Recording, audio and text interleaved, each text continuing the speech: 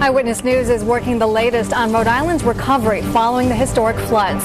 It's hard to believe that we're closing in on the one-year anniversary of the flooding that caused so much damage throughout Rhode Island. And much of it happening in Cranston, where homes and businesses were damaged and in some cases destroyed. Today, we caught up with Mayor Alan Fung to check on the recovery process. Eyewitness News reporter Alex DePrato is live in our studio with the latest new at 5:30.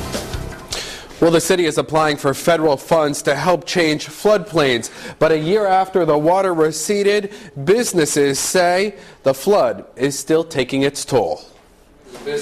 Cars are being repaired again at Spring Green Auto on Elmwood Avenue in Cranston, but all the damage from last year's floods hasn't been fixed. 3 or 4 inches from the ceiling, you can see that's how high the water came.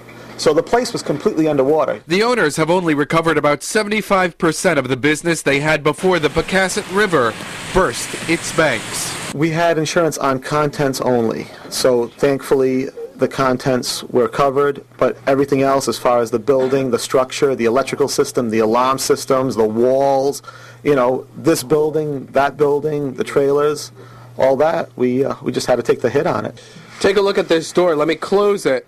And you can see that there is water still in the window. We're doing the best that we can to go after the federal funds to make sure that, we do what we can for all taxpayers and all residents that have been impacted by the floods. Yeah. Mayor Alan Fung says the city has applied for millions in federal dollars to help shift the floodplain of the Pocasset and to buy out 39 homes on Perkins Avenue.